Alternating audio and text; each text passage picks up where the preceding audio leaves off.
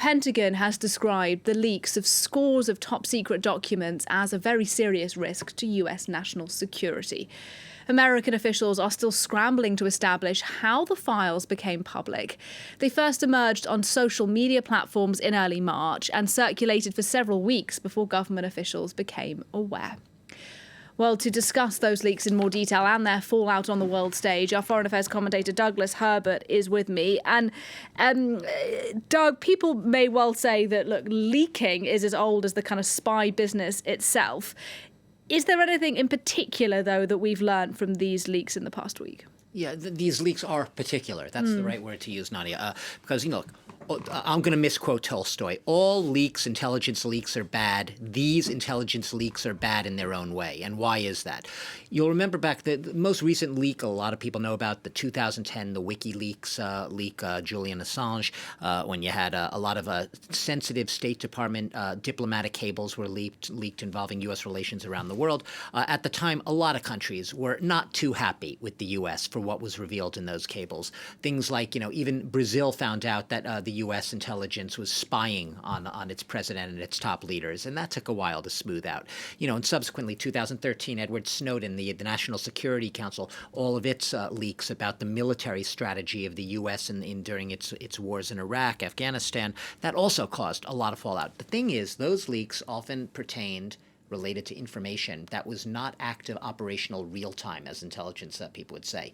It related to things that happened often months or years ago, was no longer operational. These leaks are real. Almost as real time as you can get. They're relating to operational strategy. Much of them is about Ukraine and the ongoing war in Ukraine, and operational strategy and the state of each country's, Ukraine, Russia, their military. What type of, what's the state of affairs on the battlefield? What are the Ukrainians planning? Where are the weapons that they're going to where are they likely to be located? Those defensive weapons. What is the Russian state of battle right now looking like? How is the Russian military coping? How many arms does each side? Munitions do they each have left? This is stuff that was late February, early March, and it's real time now. A lot of the projections really go into April and May. So the intelligence in these revelations is stuff that is here and now, which is why the State Department has been in full throttle around the clock, by reports, damage control mode, trying to reassure allies, trying to limit the damage, to mitigate the damage from these leaks, and to reassure them that the U.S. will try to limit intelligence sharing down the road. And these documents, Doug, speaking of Ukraine, they do suggest that a number of allies were rather not that invested in trying to thwart the Russians on the ground. Egypt doesn't look like it's in a great light right now, nor does South Korea. Yeah, let's start with Egypt and Egypt's President Sisi. He is in an awkward position, to say the least, because Egypt is one of the U.S.'s putative biggest allies, gets about $1 billion in U.S. Aid a year. That's among more than almost any other country in the world, let alone Israel. And what is Sisi reportedly said to have been doing in these leaks? Something that Egypt has sort of tiptoed around.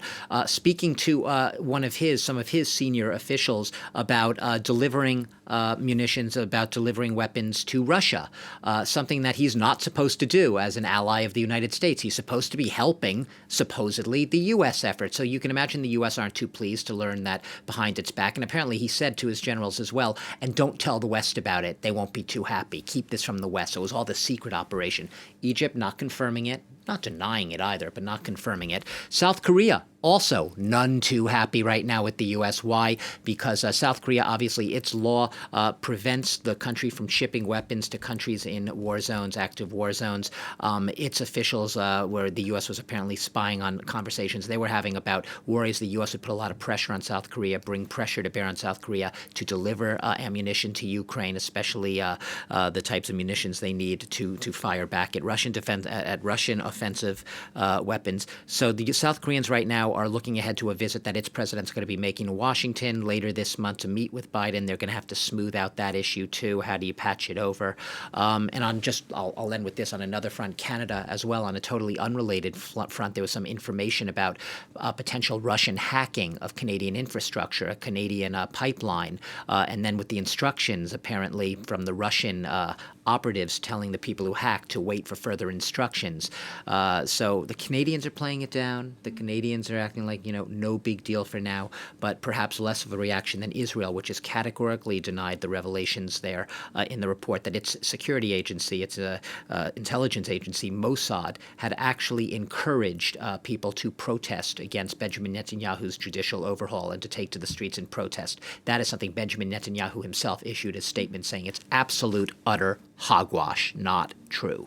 I suspect we'll be talking about these leaks for at least a few days more. Douglas Herbert, thanks very much.